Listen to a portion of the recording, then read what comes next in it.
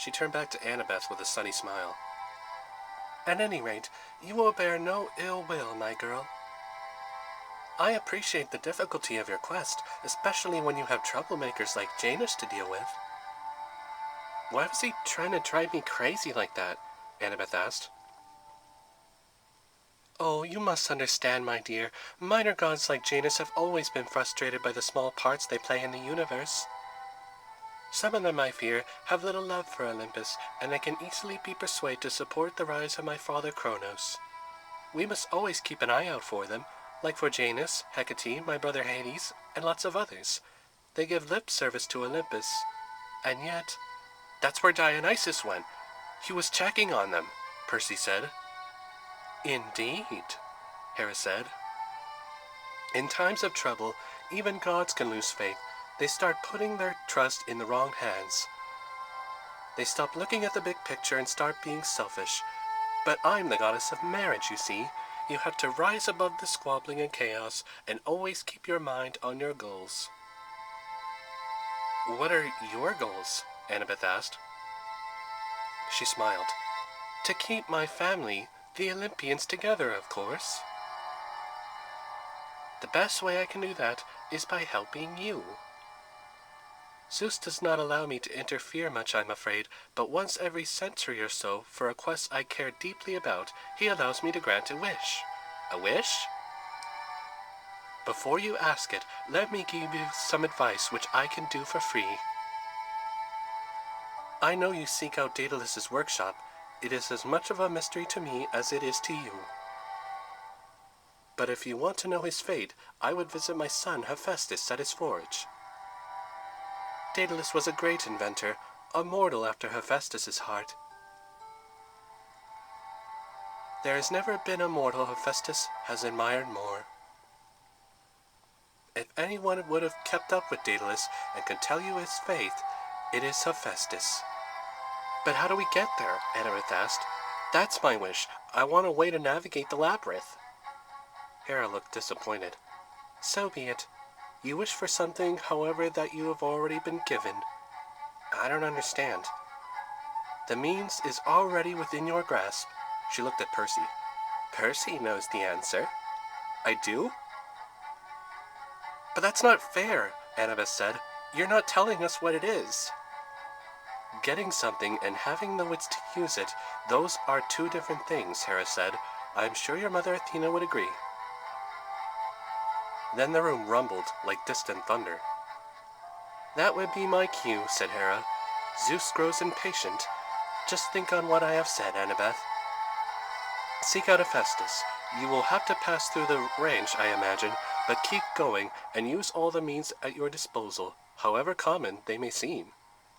She pointed to the doors, and they disappeared, revealing two corridors, both open and dark. One last thing, Annabeth. I have postponed your day of choice, but I have not prevented it. Just as Janus said, you will have to make a decision. Farewell. She waved goodbye and disappeared in another flash of light, along with the table and food. Annabeth stomped her foot. What sort of help was that? Here, have a sandwich. Make a wish. Oops, I can't help you. Then poof. Well, Grover said, she did say Percy knows the answer. Then all eyes were on Percy. But I don't, he said. I don't know what she was talking about. Annabeth sighed. All right then, we'll just keep going. Which way? He asked. Left, Grover said. Annabeth frowned. How can you be sure? Because I smell something coming from the right, Grover said. Something big, Tyson said. Left sounding pretty good, said Percy, and altogether, they were moving on.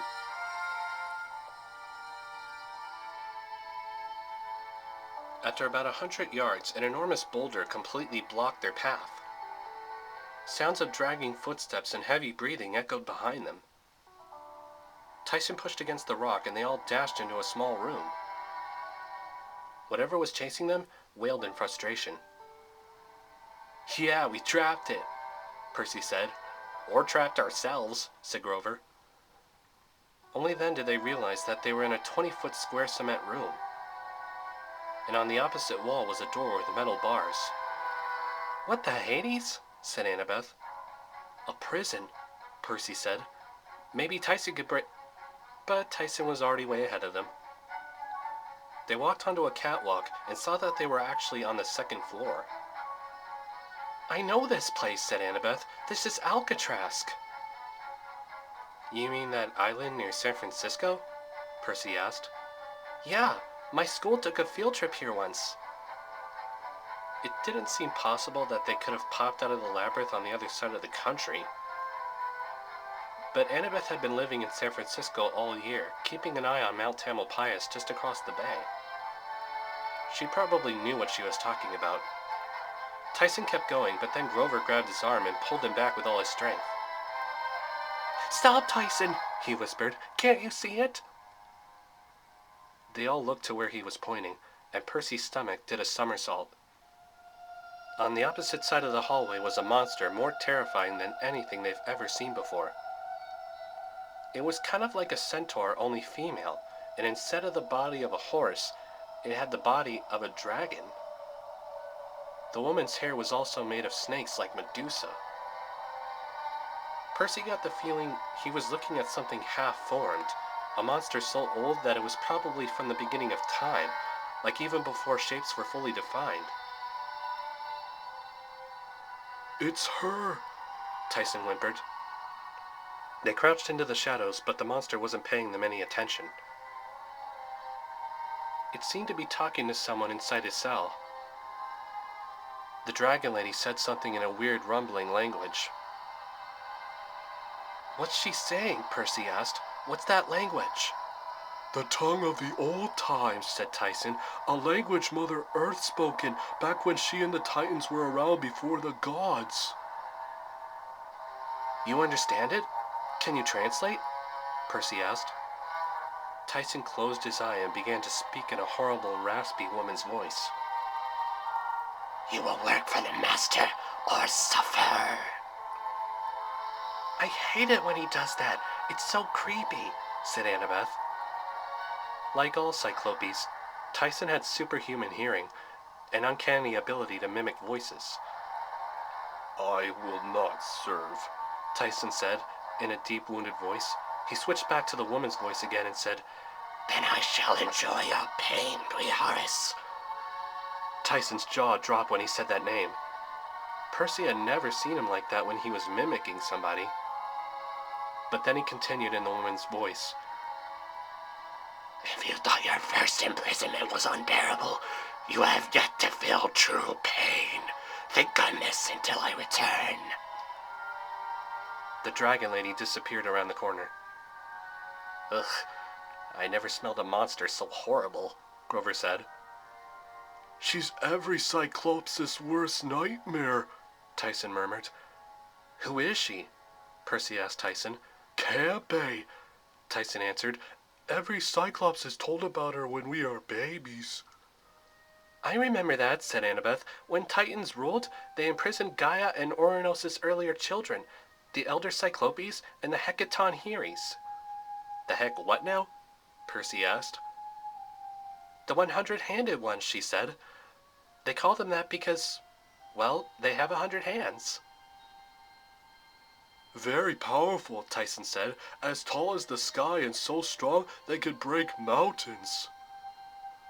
"Cool," said Percy, "unless you're a mountain." "Campbell was their jailer," Tyson said. "She worked for Kronos and kept our brothers locked in Tartarus and tortured them until Zeus came. He killed her and freed the Cyclopes and 100-handed ones so they could help the gods fight against the Titans in the big war." "So, like all monsters, Campbell is back from the dead," said Percy. "Great. So who's in the cell?" "Briaris," Tyson answered. "He's a 100-handed one."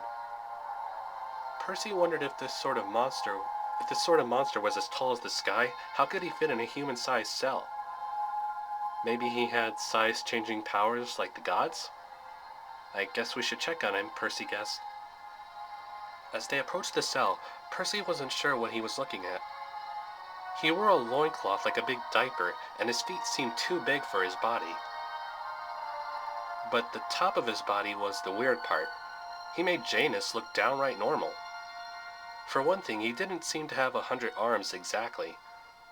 Either he had really bad scrapes, or probably lost a lot of arms. Either way, Percy didn't want to know what was the cause of all those deep wounds all over his body. Tyson fell to his knees. "Briaris," he said, "the 100-handy one, help us!" "Run while you can, young Cyclops," said Briaris. "I cannot even help myself." "You're a 100-handy one. You could do anything," Tyson insisted. "I cannot," Briaris moaned. "Campbell is back, and the Titans will rise again and throw us back into Tartarus." "What happened to all your arms?" Tyson asked. "They were all the prices I paid for refusing Campbell's offer to join her every time," Briaris said. "Use your brave face, Briaris," Tyson said. Immediately, Briaris' face morphed into something else. His expression looked like the type of certified face that a superhero would have. But then it turned back to what it had been before. "No good," he said. "My sad face keeps coming back."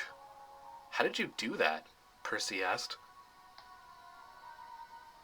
100-handed ones have like 50 different faces, Annabeth told him. "Must make it hard to get a yearbook picture," Percy said. "Don't worry, Briaris," Tyson said. "We'll get you out. Can I have your autograph?" "Do you have 100 pens?" "Guys," Grover interrupted, "we have to get out of here. Campbell will be back. She'll sense us sooner or later." "Break the bars," said Annabeth. "Yes," Tyson said, smiling proudly. "Briaris could do it. He's even stronger than Cyclopes." "If he could do that, why didn't he do it earlier?" Percy asked. "Because he's scared, duh," said Annabeth. "How would you feel if you were locked up in Tartarus for 1,000 years? Tyson, I think you should break the bars." Tyson grabbed the cell door and ripped it off like it was made of wet clay. "Come on, Briaris," said Annabeth. "Let's get you out of here." "I cannot," he said. "She will punish me." "It'll be all right," Annabeth promised. "You fought Titans before and you won, remember?" "I remembered war," Briaris said.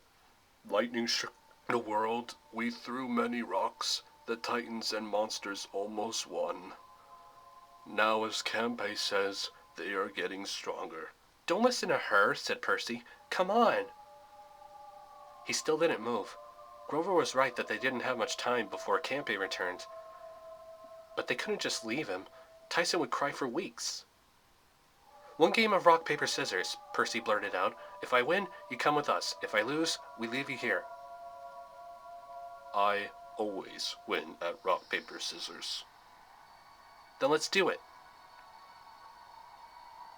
They both pounded their fists 3 times, and Briaris made enough rocks, papers, and scissors to outnumber a whole group of players.